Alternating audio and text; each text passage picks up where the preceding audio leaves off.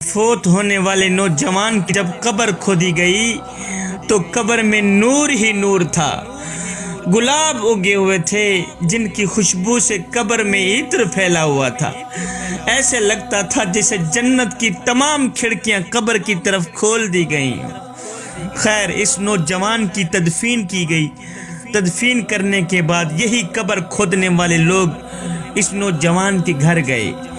اس کی گھر والی سے پوچھا، مائی آخر تیرے شوہر میں ایسا کون سا عمل تھا جو آج اس کی بخشش کا ذریعہ بن گیا، اور تیرا شوہر دنیا میں ہی بخشا گیا ہے؟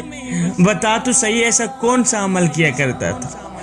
بیوی نے کہا، بھائیو، میرے شوہر کا اور تو کوئی خاص عمل نہیں تھا، پر ایک ایسا عمل تھا جو مجھے بہت زیادہ پسند آیا کرتا تھا، اور میں دعوے سے کہتی ہوں وہ عمل میرے اللہ کو بھی بہت زیادہ پسند آیا ہوگا۔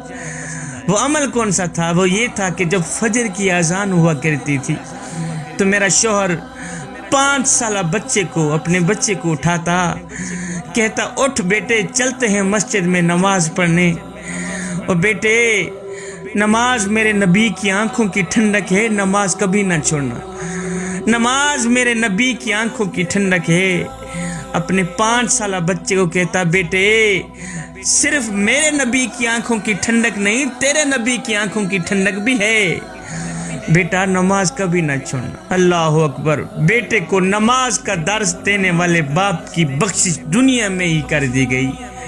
آج قبر میں نور ہی نور ہے، گلاب اگے ہوئے ہیں جن کی خوشبو سے قبر میں عطر پھیلا ہوا ہے۔ اے نوجوان، نماز پڑھ اس سے پہلے کہ تیری نماز پڑھی جائے۔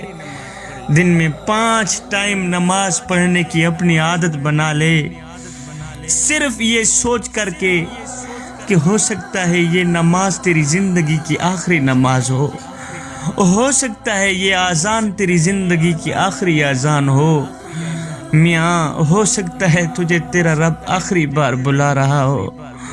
جوانو، اگر قیامت کے دن امام حسین کے ساتھ کھڑے ہونا چاہتے ہو تو نماز کبھی نہ چھوڑنا۔ جوانو، یہ زندگی کے لمحے ہمارے لیے غنیمت ہیں، انہی لمحوں میں ہم کچھ کر لیں، انہی لمحوں میں ہم کچھ اکٹھا کر لیں، انہی لمحوں میں خدا کی یاد اور محبت کی دیے اپنے دل میں جلا لیں۔ معلوم نہیں پھر فرصت ملے نہ ملے، معلوم نہیں پھر یہ زندگی کے لمحے ملے نہ ملے۔ آج ہمارے پاس وقت ہے مالک کی چوکھٹ پہ آ کے اپنا سر جھکانے کا۔